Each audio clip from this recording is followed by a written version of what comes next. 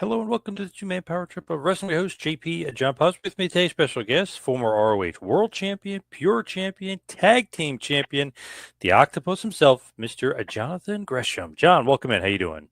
Hey, man. Thanks for having me. I'm good. What is going on in your world? What are you up to?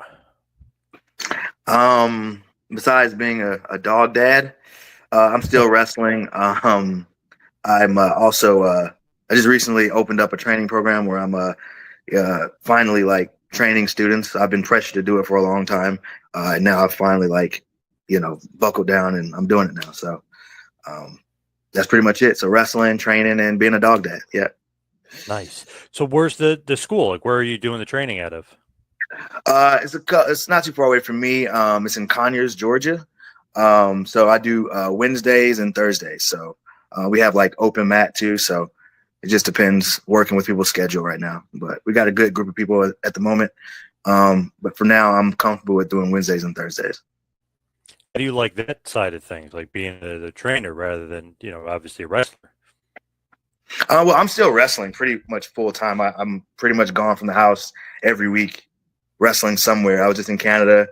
I was in Mexico before, then I was in Europe, and then I was in Qatar. So like I'm doing a lot of traveling for wrestling, but I don't know. I think training regularly helps me also with my in-ring stuff because I notice things when I'm working with people that are learning it for the first time. Explaining it to someone makes me realize other things that I didn't notice before about wrestling, if that makes sense. Yeah, absolutely. But then I also learn from them because like their perception of wrestling is different from mine. So a lot of the times I come out of training learning something new from one of my students as well. So that's pretty cool. Wow. Wow. Yeah. Yeah, that's good. Yeah. You can learn something from everybody, I guess, if you think about it. Yeah, man, because wrestling's subjective and how someone digests it and then regurgitates it is always different. We can watch the same product. You know what I mean? That's the cool thing about wrestling. And saw you versus Zack Sabre Jr. at Bloodsport, which was awesome. Kind of stole the show at Bloodsport, to be honest. But a buddy of mine was texting me. He said the match over the weekend with Zack Sabre was awesome. He was at the show in Canada, so he was mentioning me. So it seems like you guys are on quite a roll together, you and Zack Sabre Jr. I think everyone can admit that they have people that they kind of just click with in wrestling. For me, I would like to think it's the same on their end, but it might not be. But for me, Zach is one of the guys I really enjoy working with. I think we can just have good outings together because our approaches to wrestling are pretty similar. I think the same of like Alex Shelley, Saban, Jay Lethal. The funny thing, I came up watching those guys, so a lot of what I do is based off of what they were doing before. So I think that's a bit of why it clicks as well. But I have like my best matches with these guys, I think. So I'm just happy people like it. You know what I mean? It's definitely a different flavor of wrestling. So I'm just happy people are enjoying it. But I love it. It's like they bring in Natty Neidhart for Bloodsport. They bring in Killer Cross, like all these other guys, and obviously Barnett is like the god of Bloodsport. But you and Zack Sabre, without doubt, was best match on the show and definitely stole the show. So I mean, it's one of those things where it's like not only do you have awesome chemistry, it's like you guys have great chemistry. You're stealing shows. You know what I mean? You guys are the best match on the card usually. I think again that's subjective because like I think I really believe that styles make fights, and I think when you break it down, some people aren't going to be fans of the technical genre of wrestling. Some people are more prone to enjoying the high flying parts of wrestling, or these just other elements that pro wrestling represents and has. And I'm just happy that there's a space of people that enjoy technical wrestling. You know what I mean? Because right now, when you look at the landscape of wrestling, there's no place for guys that represent that style to be. So me having these matches with Zach where people are saying it is like the best match or whatever, I still think that's subjective, whatever, but I'm just happy that there's a demographic of people that enjoy it enough to put it on that pedestal. You know what I mean? So I'm hoping that encourages younger wrestlers that want to present themselves as technicians or pure style wrestlers to move forward with it, because there's no real place for them to go right now if you kind of look at the landscape. So these outings, I hope, encourage them to be able to do that. So them saying it, the most I get out of it, I hope, is, you know, the young guys wanting to do it pretty much. So Yeah, I mean, I'm a big fan of the technical wrestling. Obviously, I think it's getting a big following with a lot of people, especially when you see guys like you and Zack Sabre are doing stuff that's more creative. Like sometimes technical wrestling, you know what I mean? Guys can lay into hold stuff. You guys are getting creative. You're doing innovative stuff. I mean, you guys are taking it to another level. I think like any art form, in the beginning, you know, it's all passion, but you have to really work on your craft. And that might take months, years, decades even to get it to a point to be presentable to a viewing audience. And I think with technical wrestling, you know, for a long time, people was like, oh, it's not good for television, it's good for indies. But if you study it enough and you work at it enough, you know, my goal has been to translate this style of wrestling for a national, worldwide television audience, and essentially opening up the holes to where it's not covered up and you can see the stories being told. Because at the end of the day, pro wrestling is storytelling to me. Yep. So you can tell holes through stories. I mean, you can tell stories through pro wrestling holes. It's just struggle and logic, essentially. So I think if you're sticking with that, you're accomplishing the story of wrestling. So Definitely. just happy people enjoy it, man. Yeah. Where do you get your style from, though? Like, where does that come from? I think a lot of it is me deliberately looking at what's happening now and saying, I don't want to do any of that. I want to do something different, because oftentimes I think guys get stuck in this cycle of wanting to steal the show, right? And I think it's very difficult to steal the show when everybody is trying to steal the show in the exact same way. So everybody's trying to jump off of something high or do the coolest move or the most falsies in a row that continue to make the fans anticipate the finish, you know. Stylistically, I think shows are very similar in the sense of the combatants that are in the matches all represent this same high impact kind of leave everything in the ring every match style. And I don't think that is always the best way to do wrestling. I don't think it's a bad way, but when it's done as much as it's being done now, I think it kind of numbs the pro wrestling fan, if that makes sense. Yes. I used to hear stuff coming up about wrestling where it was, you always build to the main event, right? Mm-hmm. And everybody in the locker room, we're working together, or we're supposed to be a family. And I've never seen that put on display, except for one place, and that was Chikara. Mike Quackenbush would actually deliberately build to the main event by doing things like having a shit list on the wall of things that you could not do because match 1, 2, 3, or 4 already had it. So then you wouldn't see a repeat of the same kind of movements or moves on the show, which in turn helped the card feel fresh and different as you progressed.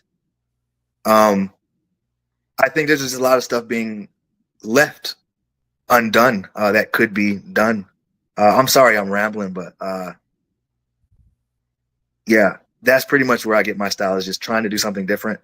And I look at the people on the card, I see what they represent, and I just try to stray away from that. So I don't think there's anything really different or inspiration from anybody. I just look at what's not being done, and I just do that. I gotcha. It's so interesting that Quackenbush is like that. I actually did some training maybe 10 years ago now. It's a long time with Quackenbush, and he was teaching some stuff, and I was just like, wow, that's so like simplistic, yet I've never heard that before. And I've been trained by guys that, you know, many years earlier than that were in WWE and stuff. So like, I was like, wow, that's just fascinating that this, you know, somebody that's been on TV forever didn't know or didn't teach or didn't know how to express what Quackenbush taught in like 5 minutes with like 3 different things. I was like, wow, you would think that's so simple, like the way you move, the way you walk, like the way you circle, like even like the simplest like things like the lock. I was like, wow, he really like he knows his stuff, this guy, Quackenbush. And I used to see him back in the indie scene in Jersey back in the day, and he was awesome doing all this crazy stuff, but he made it sound so simple. Yeah, man. I really respect Quack as a professional wrestling mind. I think he's one of the smartest people I've ever met in pro wrestling. I admire his mindset when it comes to the intricacies of pro wrestling. I had an opportunity, and I think it might have been 2012, to actually have a one-on-one session with him. We were in England at a show before the show, and we just like hung out and rapped in the ring for about an hour. And I learned so much from him. I had worked with him previously, so we already knew each other, but that was the first time I had like a one-on-one experience with him, and it was really awesome just to talk to him and wrestle around and just have fun. Picked up a lot that I still use to this day. So yeah, he's amazing, man. He's amazing. Yeah, it was like, wow, you go in, you think you know something. It's like, man, he just simplified that, but it's like, damn, I never even knew that. Like there was certain things that he was teaching. So yeah, he was great. And Chikara is one of those things where I don't know if it's like forgotten now but it shouldn't be. So many guys went through there and made a huge name for themselves over the years. Yeah, man. I don't really know what to say about it. Chikara, I think the best time in independent wrestling took place, I don't know, maybe from Ring of Honor's inception till around, I don't know, the implode of the indies when the independent big boom happened with like, Europe exploding and everything. And then around that time, it just got so big that like it just couldn't sustain itself. You know what I mean? And now we're back in a reset. You know what I mean? If you look at the indies now, you got GCW, Prestige, and then that's kind of it. Maybe like West Coast Pro. There's not like a lot of like indies that you gotta must see. You know what I mean? Anymore. I mean, that's my perception of it. Yeah, Ring of Honor. I mean, geez, when they were, at their peak there in the early 2000s, I was going to all those shows. I mean, they were on fire back then. That was the creme de la creme. That was great. Yeah. And it felt like something special. You know what I mean? Yes. Like it felt like, and I was watching from afar. So I was watching from Atlanta, Georgia, like, the tape trades, like illegal downloads on YouTube. So I was watching all that stuff. So it felt like a movement, It felt huge. It felt like a shift in the pro wrestling world, like something was changing. A whole culture was created around Ring of Honor. You know what I mean? It's awesome. It was so good. I actually was going through, like weeks ago, was going through my tickets. I was like, oh my God, I didn't realize I was at this many of these shows. I was like obsessed because like, oh, I can't miss this. So I was to go to the next show, Philly, Jersey, New York City, Long Island. Yeah. I went to so many Ring of Honor shows. I love when they were in Philly too, because that was like a nice little hour drive, maybe even less sometimes. So I love when they were in Philly. Yeah. I never got a chance to see. I'm sorry, I did get a chance to see Ring of Honor live before I was signed. I didn't really get a chance to go to a lot of wrestling shows live. I think the first one I ever went to live was a WWE event that my trainer got me to see here in Atlanta. But I'm really jealous of all the guys that got a chance to go to like all the Ring of Honor shows and all the CZW shows back in the day. Yep. Yeah, those must have been awesome to see live. Just the atmosphere, you know what I mean? Yep, and when CZW was feuding with Ring of Honor, the atmosphere of those shows were nuts. They actually had to like separate the crowds. The ROH crowd was on one side, the CZW crowd was on the other. That was intense. It's awesome, man. Like I wish I think about that a lot now as far as like when we talk about styles and things of that nature. Like everything has become like hybrid pretty much. All the shows are hybrid. I look at that time frame that we're talking about, and I'll use the big three. There's actually four. The big four was Ring of Honor, CZW, Chikara, and then PWG. My viewpoint of this is they all represented something different. So Ring of Honor was like the pure wrestling company, right? Chikara was the Lucha Libre company, the Americanized Lucha Libre company, big character, stuff like that. CW was pretty much a deathmatch company. And then number 4 is PWG, which to me was the All-Star show. That was the show that brought everybody together, and you would just see a mix of matches. You would see all of those different philosophies, the way Quack approaches wrestling, and then the way Zandig would approach it, and then the way Gabe had structured Ring of Honor. You would see all that come into play, and all those philosophies and different approaches to wrestling come together to create magic at PWG. You know what I mean? That was PWG's spot with the All-Star show to me. And right now, like, I feel like there's no companies that have their own identity, if you know what I mean, right? Yeah. Everything is just, this is pro wrestling, and just everybody kind of does the same shit. Like, you know, I work for GCW. I love GCW. GCW is awesome. They created their own culture around wrestling, which not a lot of companies are able to do right now. But outside of GCW, you look at these other companies, it's like, what's making them stand out opposed to going to this other local show? You know what I mean? Yep. That's my perception of it. But yeah, what do you think about that? I feel like it could all be the same. Like every show could be the same, like no matter what. But back then, Ring of Honor was so much different from CZW. I mean, you ain't even close. And they could be in the same building on the same day, and you ain't even getting close to the same show. It was like night and day. Now, if you go to an indie, it's like, okay, you almost sometimes can't tell one difference between one and another because they're all exactly the same. They just do the same wrestling. So that was cool back then. Even though I wasn't like a huge CZW guy because the deathmatch stuff, I was more of a Ring of Honor guy. I love when they came in and invaded because it was like, wow, this is so different because all these guys are like characters of their own that aren't like these guys. Like, it's great because, like, you talk about legitimate sports, right? Styles make fights, right? The great thing about pro wrestling is styles create stories, because at the base, that's what pro wrestling is storytelling, live action storytelling. You know what I mean? So, like, what you're talking about, the invasion stuff, the style difference, the philosophy difference, the different approach of pro wrestling coming together and clashing created unique matches. Samoa Joe versus fucking Necro Butcher. That was a very unique experience. You know what I mean? Yes. Yep. So, like, I don't know, man. I don't think I definitely appreciated it, but I appreciate it even more now that that time of wrestling was so unique. And I think a lot of independent wrestlers that exist now, going back, watching this and learning how to differentiate yourself on a card, because you could watch a Ring of Honor card and nobody was the same.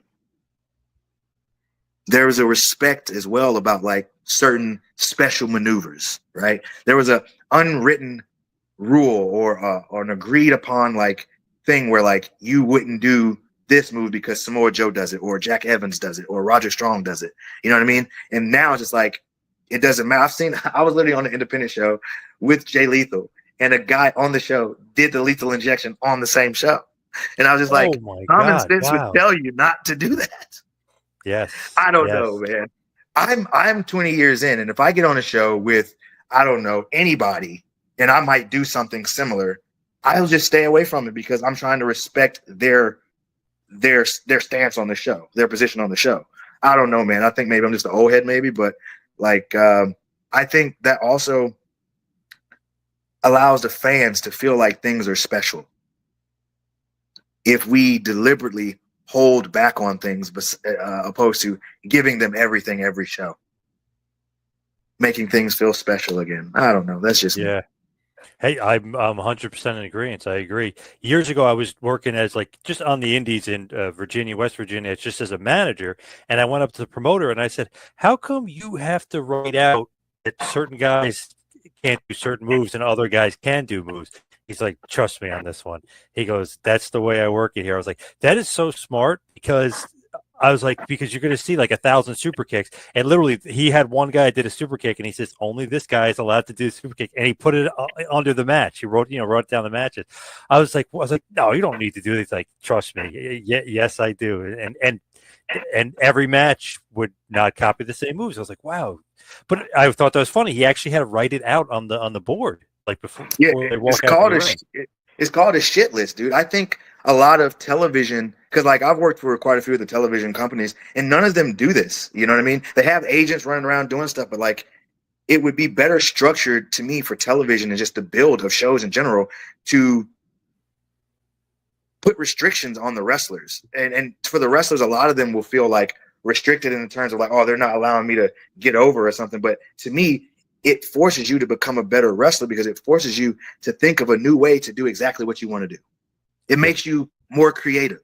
You know what I mean? It's like if you tell me, hey, man, your first match, if you can not do any falsies, not take any bumps, don't hit the ropes, but I need you to have a good 8-minute match, please.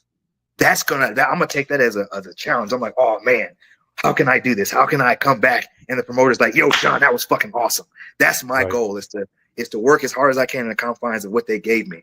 And I believe some guys look at that as like a way to be held back because they can't do their dive or their cool combination. I don't know, man. Like, I'm right there with you because I really appreciate it. Yeah. Yeah, because sometimes you see something that happens in a match, and then the next match to do the same exact thing. You're like, wait, what the heck? Is nobody communicating with each other? What the heck's going on here? Yeah, they don't. Trust me, they don't. I mean, sometimes sometimes they try to make sure that like the finishes are not the same, but ultimately, like the movements, the transitions, the spots, like the Canadian Destroyer is really popular for a while, right? And so you would see that multiple times across the board on shows. You would see the Marufuji run a lot. For a while, it got really popular, and everybody was doing it. Of course, the super kick party for a while, everybody started doing that. And now we're in this we've been in this era for a while, but where falsies are king. And from first match of the show to the main event, everybody's doing falsies. But it's like, why are we doing falsies? This is a cold match. Why do we need falsies? Yeah, exactly. Yep. Why do we need if I'm meeting you for the first time? We don't need false finishes. That's just me. Unless we're asked to do something special by the promoter, we should have the sense to okay, this is our first meeting. Let's not do falsies. Also, it's let's say if we have a good match and we just killed it and we didn't have to. That means we wrestle again. We're going to have to top what we did the first time. But we can have a really good match and people want to see us wrestle again and not go that far and still have some places to go. You know what I mean? Yeah. I don't know. Yeah. Maybe I sound lazy, but that's just me. No, that makes perfect sense. And you build to a bigger match, and then maybe do the false finishes once you move up the card and you have some heat generated there. Yeah, definitely. Yeah. It is weird, the way that it's structured now. I don't know if it's just not communication from the top or if it's not communication from the agents or whatever, but it's weird the way they kind of just do the same moves. And why is there false finishes in this match? This match means nothing. You got to kind of build to something. It is a strange. It's like they're addicted to the pop. We want that pop, or we want that pop because this guy got a pop from that. It's weird. Yeah, I think a part of it is the communication and understanding of how to be built into has been explained to anyone. So everybody is just seeing what the main event guys are doing and saying, I have to do that to get there. Opposed to learning how to have range, like an actor. A really good actor, in my mind, can play in a rom-com, and then they can also be in a horror film, and they can also be in a drama, and so on, right? So as professional wrestlers are having a range, is being able to be a first match and not stealing the show deliberately, right? And then being a first half main or a supporting role in a tag team for a while, or being in the main event as a heel chasing the championship, or a face holding the championship, or being in a blood feud, right? But instead, on the independents, all the wrestlers are practicing their 5-star match every show, right? Instead of learning how to have that range. So then when they get to a television setting, they have to learn all over again in real time, because now they're being asked to go out there and have a 4-minute match and get over. And they're trying to cram their independent 5-star match within that 4 minutes. And it's coming from both sides. So they're kind of trying to find a middle ground where both guys can do all their shit. And then when they get out there, they're blown up. Stuff is looking all wonky because they don't understand how to structure just a good basic 4-minute match that's sufficient for television. You know what I mean? I don't know, man. It is weird. I don't know. You're right. I feel like you should be able to work anywhere on the card and not do the same exact thing no matter where you were. Like, you should be able to change it, have that flexibility, and be able to work different styles or different ways depending on where you are on the card and where your match is. Right. I think like another part of it, a little part of it, because there's definitely more parts to it, why it's being like this. But something I notice is that people that do things the proper way are never rewarded. But when they do things that aren't necessarily needed for this particular situation, they're praised by the internet community. So for the individual wrestler, that alone is enough for them, because if the promoter isn't coming to you saying, "Oh, thank you for this, that's great, that's exactly what I wanted," the internet community gives you exactly what you're looking for, your fix, you know what I mean? That recognition that you're looking for. So then they see that, they read that, and they go, okay, I'm going to continue doing this. But if the promoter came to you and said, "That's exactly what I wanted, thank you very much," then that individual feels like, okay, I did my job. They feel good about themselves. And then I think the idea of being able to play your spot on the card will become more relevant, and people will start doing it more when the promoter starts asking for it and then thanking them for doing a good job for producing exactly what they asked for. You know what I mean? Yeah, definitely. But I think some of the promoters don't have an idea of what they want. They just want a good show that people are raving about, and they paid for it. Yep. Yeah. Definitely. I could be wrong. So I know. I'm in line with you, just because I think that, I don't know, I feel like it's gotten a little wonky. It's gotten a little crazy. Like, everybody doing the same thing. Everybody kind of like trying to do every match, like first match, second match, third match, doing crazy dives to the floor and different things like that, where maybe that's not necessarily needed at that point in the card, and maybe that should be higher up on the card, depending on how the show is structured. It's a weird world. It's almost too much the same. Yeah, it's too much of the same. The other thing is, and I'm not sure if this is a widespread thing, but I go to a lot of independents, obviously, and I go to a lot of independents that I don't actually wrestle on. I just go to it just to learn. You know, I'm really big on asking questions like, why did you put this here, or this show, or this segment, or whatever? I like to learn as much as possible, because I want to be in the wrestling world for the rest of my life. I love it so much. So I want to learn as much as I can. And I was at this one particular show not too long ago, a couple of weeks ago, and I realized that I came in during the first match, and as I was talking, I realized that they were doing a lot of stuff, and they were the first match, and it went past 12 minutes, and I was like, wow, this is a really long first match. And so it was a 9-match card, which I also think is too long, but the next match after that was very similar in time, stylistically, what they were trying to achieve in the ring. And so this narrative continued for the entire show. So I kind of got tired, because there's only so much I can consume at that pace. So I went to the back to talk to the boys. I came back out for the main event. So I'm sitting in the audience behind two couples sitting together. And I'm watching the match, and the match is actually really good. I don't want to use the names because of what I'm about to say, but these two people I respect as professional wrestlers, and they're really good. What happened, what I'm about to tell you, is not their fault. It's how the card was built. So watching the match, they get into the falsy segment, and wrestler A is about to get pinned. 1, 2, and literally it was like slow motion Matrix. Me seeing this, the young lady in front of me goes, "Oh, great. It's about to be over. I can go home." And then they kick out. And she goes, "No, I just want to go home." And I was like, that is the worst reaction you can get at a show. Yeah, and it's not the wrestler's fault. It's the fault of the promoter, like, giving too much to the audience in one night. Like, every match was like 15 minutes. Some matches just need to be 6 minutes, action out of there, without dives, without going to the floor. Like that night, I counted like every match had a top rope bump. Every match had a dive. Every match had falsies. Like, it's just like, I'm fucking tired. Excuse me. But like, it's like, we have to have some kind of structure to the show. So when it got to the main event, the people were ready to go. And you give them falsies and long drawn out stuff, they're not going to be into it. So you're actually killing your main event. You're no longer building to the main event. You're killing the main event. You know what I mean? And it was just really sad to see, because those guys worked really hard. You know what I mean? And they weren't rewarded by the audience because they were just ready to go and they were tired. You know? Wow, That's like terrible though, because like, oh, please be over. Like that's never a good thing for the main event. Like, you know what I mean? Like they're dying for it to be over. Like that's not good. Yeah, yeah. It's to the point now where like I teach this when I do seminars. It's like I'm trying to encourage guys to look at what's happening. It's like you got to look at what's happening, right? And you got to say, how can I differentiate myself?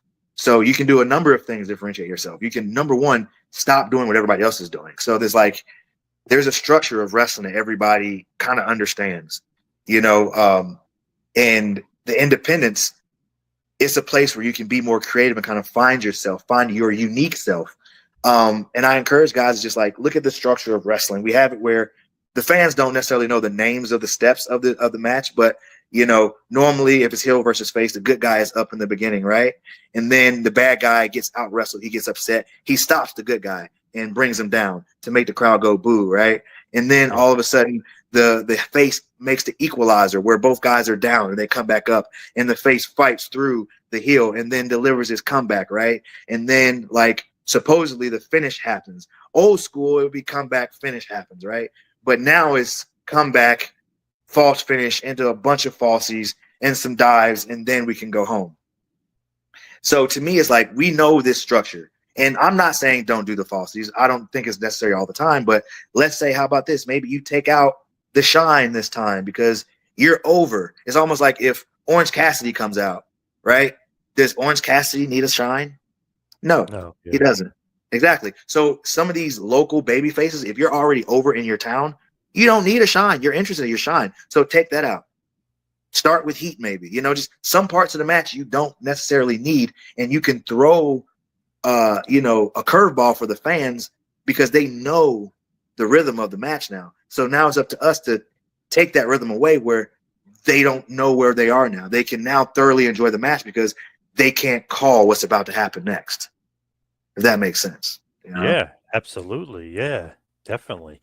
I feel like, they I don't know, they hit like the same structure kind of thing, and you kind of know what's going on. And even some pay-per-views, I mean, I feel like some of the pay-per-views are good, but some of the matches, like, do they all need to be 20-something minutes? Like, geez, like, can we just have something a little bit shorter? Yeah, because it does exhaust you. And people are like, no, it's great to have long shows, but not necessarily. I'd rather it be somewhat shorter and then come back and be excited for the next one. And really, you know what I mean? Not all matches need to be so long at 20 minutes and drawn out and everything. Yeah, man, definitely. I think there needs to be, like a pace, like some kind of structure created as far as like the card, where we're going. You know what I mean? Like, but that's not the wrestler's fault. I think a lot of this can be resolved by better communication. A lot of the times people don't know where they're going. So then when they're given this freedom, they just take as much as possible because they don't know what's going to happen. They don't know if they're going to get booked next. They're trying to have the best match on the show because they don't feel like they're getting a push.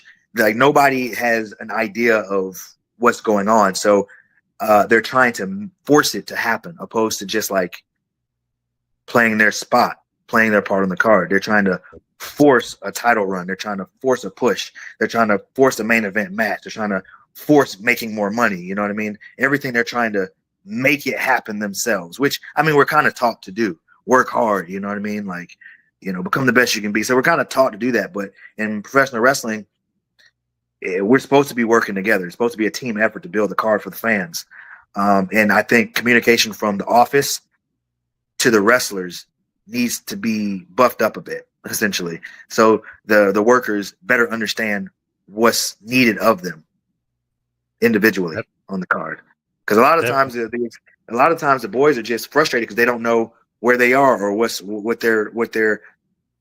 the office thinks of them or what the office wants from them. You know what I mean? Sometimes a lot of the guys are just like, I don't know what to do. I would love to do this or that, but I don't really know. So they just work hard and try to steal the show because they're trying to get noticed by the office, or they feel like they need to be noticed by the office, Yeah. So, yep. What do you think just of when a guy is like doing the same move as somebody did earlier? Do you think that he should have been watching the match, or do you think that the guy earlier maybe shouldn't be doing some of the stuff that he knows the guy later does? Like, how does that jive kind of thing? That comes back to, I think the unwritten rules of wrestling are no longer being abided by. Like I remember when I used to do FIP shows and early Ring of Honor shows, they had locker room leaders. Hero was a locker room leader. Roger Strong was a locker room leader. And I don't think there's locker room leaders anymore, like at least on the independents. You know what I mean? Like I go around and I try to help out as much as I can without trying to sound like a know-it-all, but I just try to do what the people before me did for me to help me understand how to build. You know what I mean? So it's just like, hey, kind of look out for, like, if you're not going to do a shit list, at least walk around and ask people like, hey man, is anybody working the arm tonight? Or, you know, is anybody doing this sequence that's really popular or whatever? And it was like, if they are, okay, I'll let you have that. I'll do something different. It's just like trying to work together to make the show better, because a lot of these independent promoters, they just want a good show.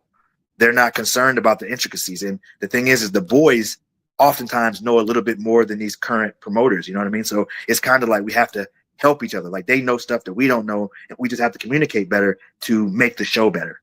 And at the end of the day, to answer your question, I think it's just better communication between talent and office. You know what I mean? But you have to have a clear goal of what you want to create that structure. You know what I mean? And I think oftentimes the clear goal is, I just want to have an awesome show.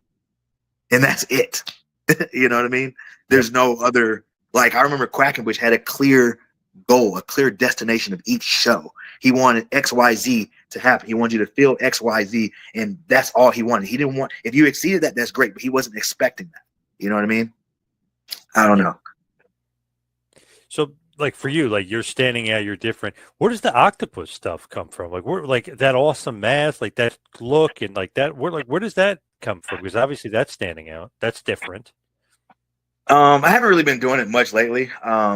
Just because I'm trying to just like refresh myself and kind of, you know, recreate myself in a lot of different ways. I'm really thinking about things, practicing things and training and stuff. But it came from me and my buddy, Chris Brooks. He wrestles for DDT now. He's a British guy, lives in Japan, works for DDT. When I was living in France, I lived in France for like 2 years. So I was oftentimes just like traveling around to Germany, England, Belgium, all these places. And I ended up hanging out with a dude named Chris Brooks quite a bit. And we decided to start tagging up because we was always hanging out. So we created a tag team called Calamari Catch Kings, CCK, which he continued after we kind of parted ways. He kind of continued that and had other characters join the group and stuff. But we were called Calamari Catch Kings. So when I came back to the States to kind of pursue my Ring of Honor career, I kind of needed a moniker because they were kind of like, oh, you need like a character. So I was kind of searching for that. And I was like, wait a minute. The Calamari Catch King. So it's kind of like Octopus-esque. So I decided to adopt the name The Octopus. You know what I mean? And then from there, it was like, how can I take it a step further? You know what I mean?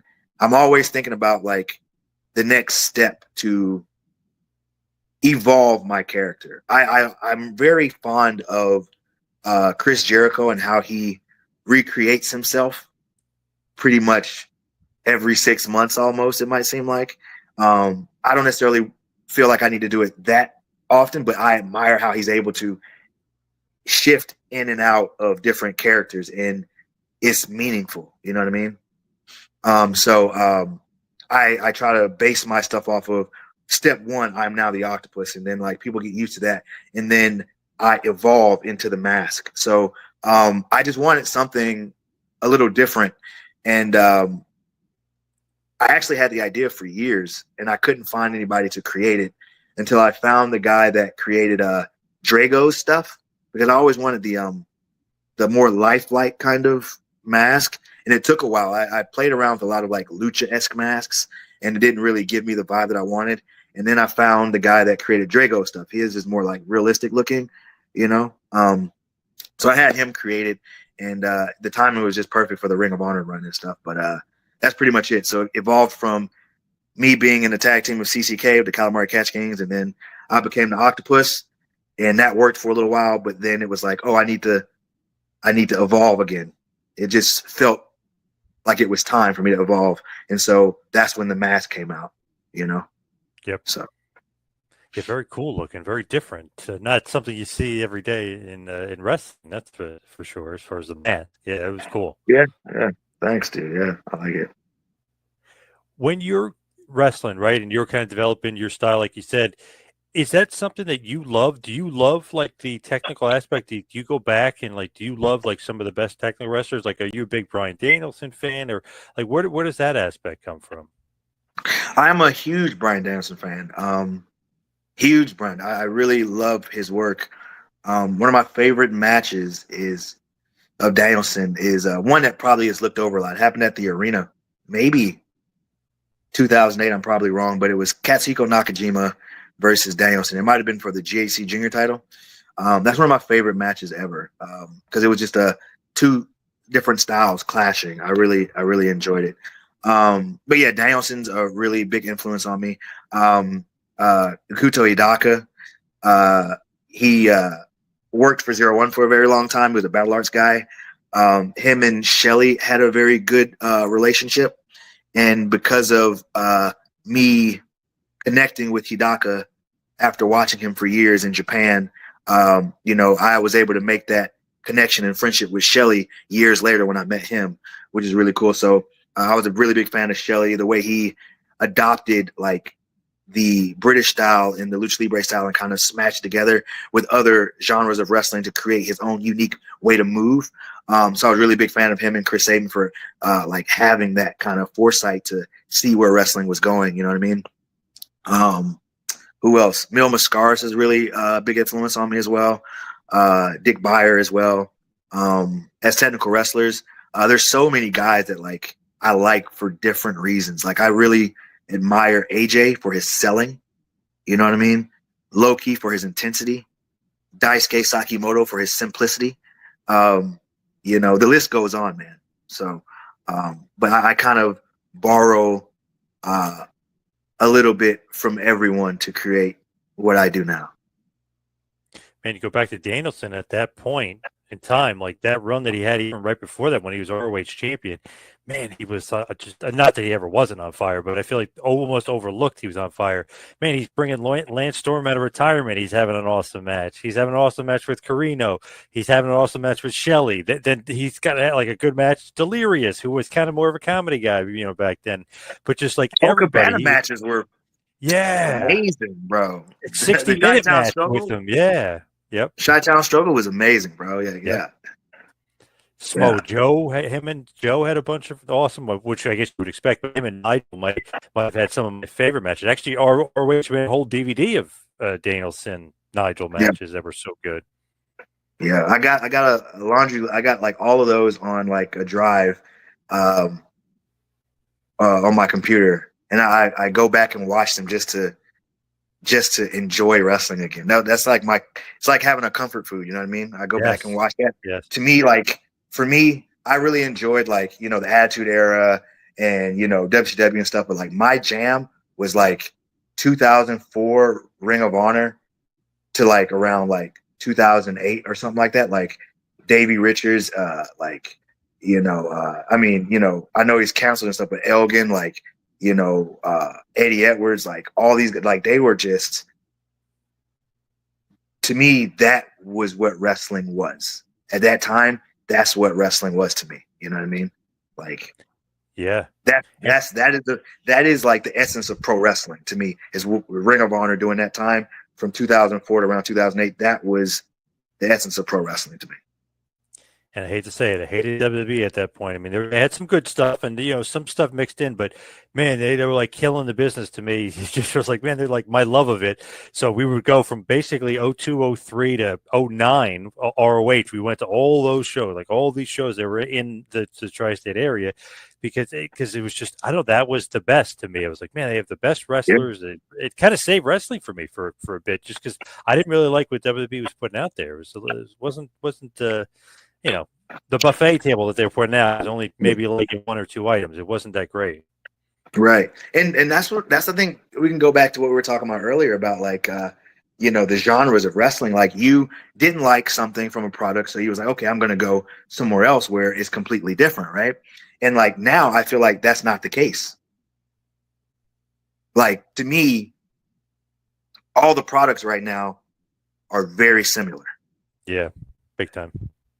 Even though a lot of people are arguing, to me, it's semantics because it's like, I don't see a huge difference outside of the acronyms. like where the show is taking place, the companies, of course, and then like the players. But a lot of the players are very similar to the other players. You know what I mean? Yep. So, and it's not necessarily their fault. It's because they're being rewarded for continuously doing the same stuff. You know what I mean? Yep. And the guys that are going out of their way to do something a little different aren't really getting rewarded. So then they either continue that and then don't get rewarded for anything and then don't get any recognition, or they say, fuck that and flip it and then do what everybody else is doing and then start getting recognition. And now they just join the herd. You know what I mean? So that's why I believe there should be a safe place created for wrestlers that have different approaches to it. There needs to be another Ring of Honor, you know, because Ring of Honor is still alive, but the essence of Ring of Honor, and this is not me talking down about anybody, but it's just not the same. You know what I mean? Definitely not. It doesn't feel like Ring of Honor. Yeah, it feels like just AEW Light or, you know, whatever, a different part of AEW. Sure, but it's not the company's fault. It's not anybody else's fault directly. It's how wrestling has evolved, unfortunately. You know what I mean?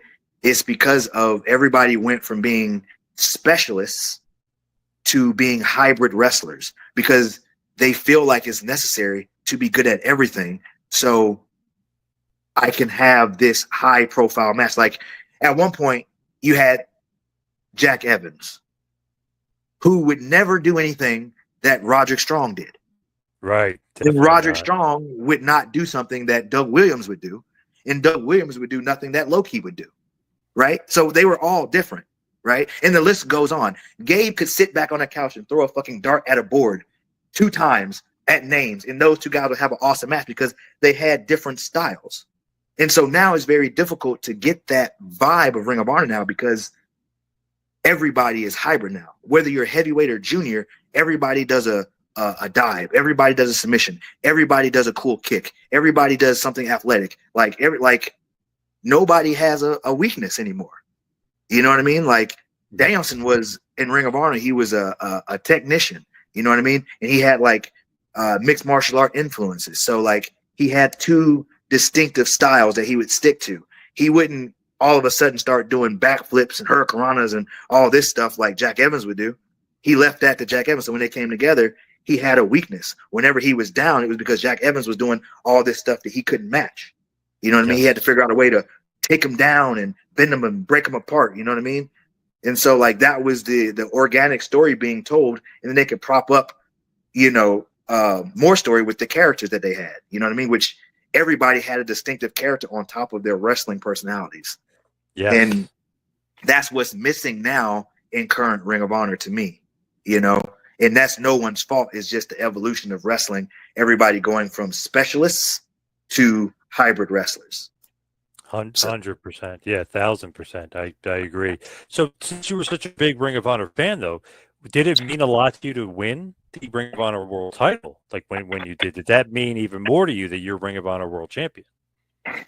Absolutely, man. Like the funny thing is like everything that I ever wanted to happen for me in pro wrestling has pretty much happened. And I'm very blessed, you know, but when I won the Ring of Honor title, it wasn't the way that I thought it would be. Because of course Ring of Honor was in limbo. Nobody really knew what was going on. So everybody probably thought, oh man, John's on top of the world. You know, he just won the Ring of Honor World title, blah, blah, all this stuff. After I got to my hotel room, I was with my wife. I'm just like sitting in the corner and she's just like, oh, are you okay? I'm like, yeah, I'm fine. And in my mind, I'm just like, what happens now? Like, I did it. I didn't like, I worked for it. I wanted it. You know, I grind for it. I held my nose down and I spoke it into existence, you know? And now it happened. It's like, what happens next?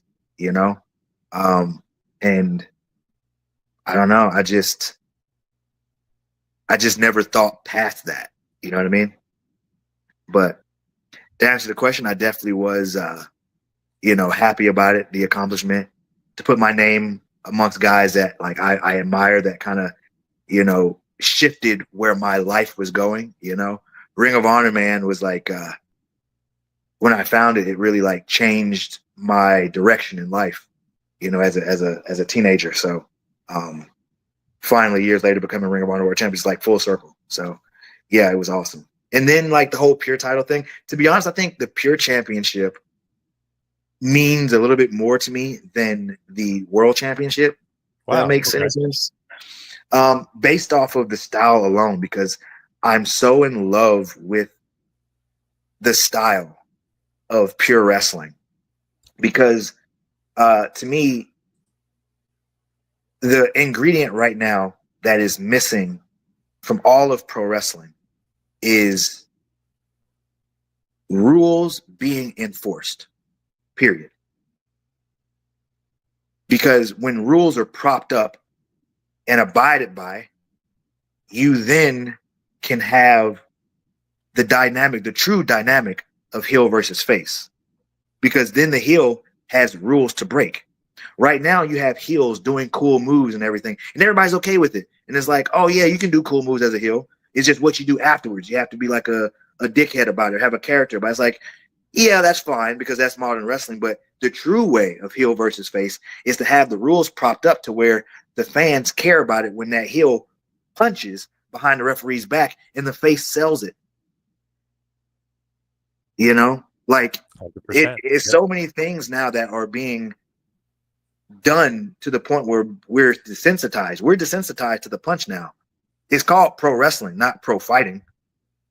So like in wrestling, you can't punch anybody, you know? So we're not supposed to be able to do this, but you have faces punching in front of the referee. You know, we're jobbing out the referees on all these different shows everywhere around the world. Not like they are the cops of the ring. They are the only authority on television when fans are watching. So how are we going to punk them out? We should be afraid of the referee because to referee's discretion, he could end the match. She could end the match at any time. If you disrespect, if you're in the NFL and, you know, in between the play, you walk up to the referee and shove him, what the fuck is going to happen? Yeah. Yep. It's ridiculous that like in every sport in the world, there are rules that the combatants have to abide by to win the contest. But in pro wrestling, it's like, no, fuck it, we don't care. And it bothers me so much that nobody cares about this. And the people that do care about it try to say something, but then the higher ups in the company don't care about it. Or maybe they do, but it's like a weird communication thing where it's like people care about it, but do we really want to take the time to enforce this because everybody's used to it not being a thing?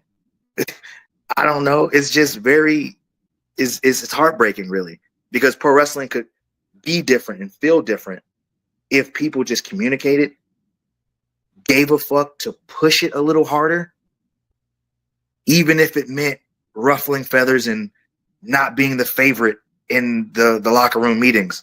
But essentially, it's a positive thing for the wrestling industry as a whole, you know? Yep. So I don't know. You're like a wrestling savant here. I love it. I love getting this knowledge drop. This is great. No, it's not knowledge, man. I just love wrestling, and that's a problem. I wish I didn't love wrestling as much as I do. I'd probably be further along in my career if I did, you know.